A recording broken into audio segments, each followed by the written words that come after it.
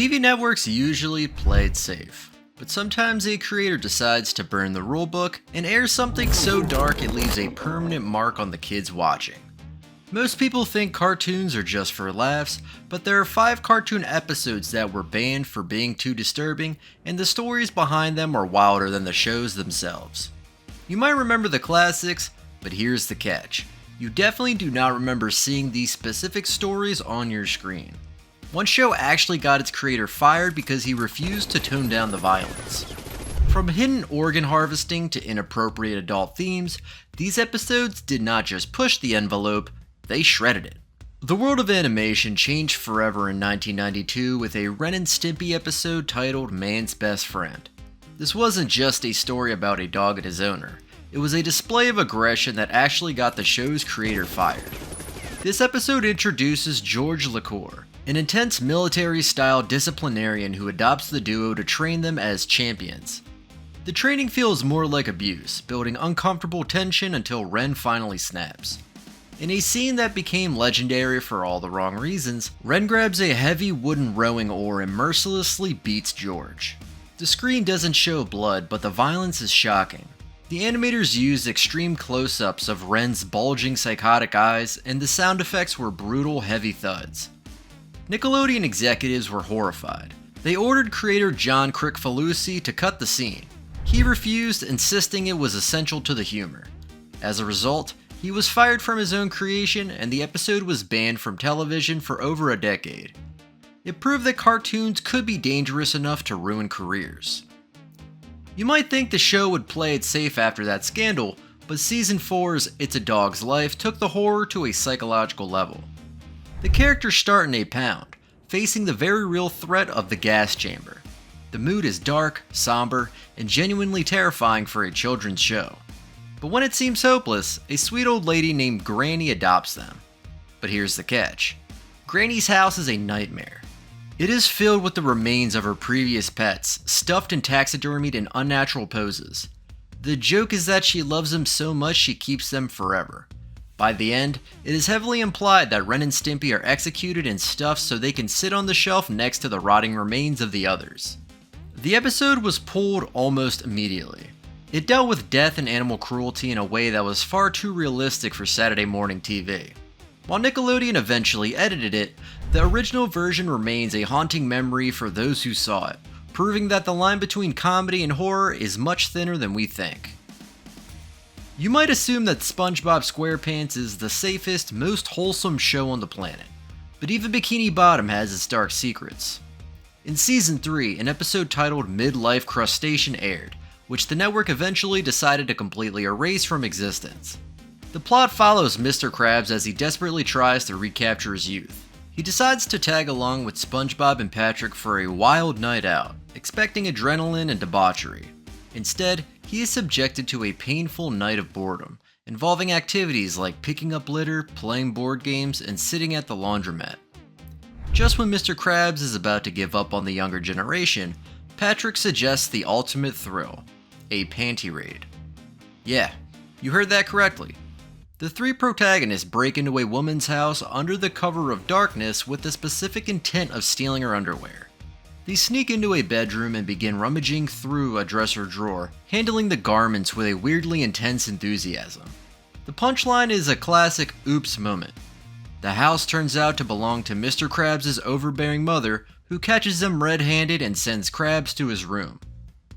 While the joke was originally intended to be a goofy misunderstanding, the context aged poorly. As time went on, the network realized that a plot revolving into a home invasion to steal intimate apparel was incredibly inappropriate for a demographic of toddlers. It promoted breaking and entering with a strange, predatory undertone. In 2021, Nickelodeon officially pulled the episode from rotation and scrubbed it from the streaming giants like Paramount+. The network stated that the story was no longer appropriate for their audience.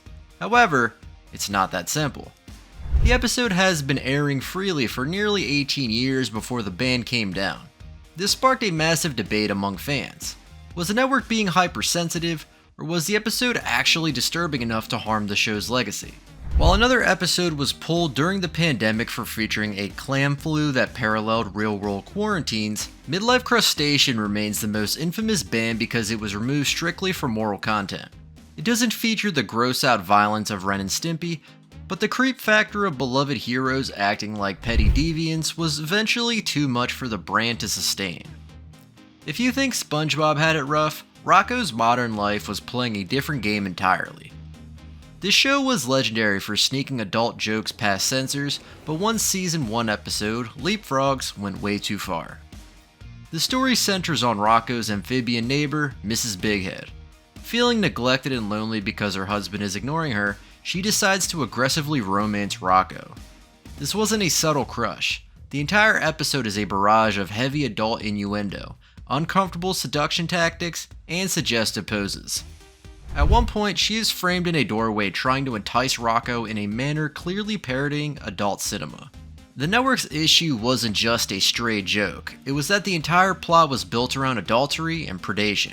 There were specific scenes where characters ended up in physical positions that looked far too explicit for a 7-year-old's eyes. Nickelodeon aired the episode once, realized they had essentially broadcast a story about a cheating spouse to elementary schoolers, and immediately yanked it from reruns. The animators pushed the limit until it broke. One infamous gag involved Rocko accidentally poking Mrs. Bighead's nose, but the visual framing made it look like a very different part of the human anatomy. It was a level of wink-wink humor that crossed the line from funny to deeply uncomfortable. Today the episode is considered a lost piece of media for casual viewers, though it appears on DVD sets with warnings, serving as a reminder of how loose the rules were in the early 90s. However, the scariest entry in Nickelodeon history involves an alien and a very dark harvest. When it comes to pure unadulterated horror, nothing tops the Invader Zim episode, Dark Harvest. The premise is simple but psychologically scarring. Zim becomes paranoid that the school nurse will realize he isn't human because he lacks organs. His solution? He decides to harvest organs from his human classmates. He spends the episode stalking kids through dark claustrophobic hallways, removing their insides and replacing them with random objects like hall passes, rulers, or squeaky toys. The imagery is the stuff of nightmares. We see children stumbling around like bloated zombies, moaning in pain because their liver has been replaced by a stapler. Zim himself becomes a grotesque, misshapen monster, stuffing more and more biological material into his small frame until he is practically bursting. While there is no blood, the sound design does the heavy lifting.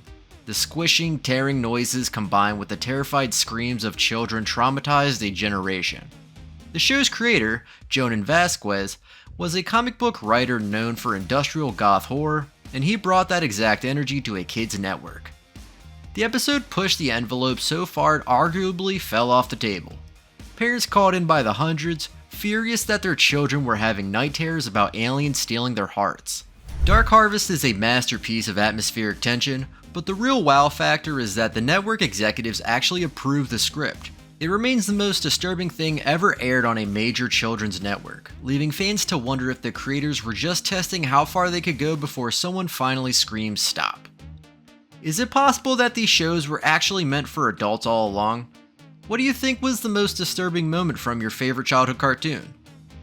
If you enjoyed this deep dive into the vault, make sure to like and subscribe for more. What hidden secrets are still waiting to be found?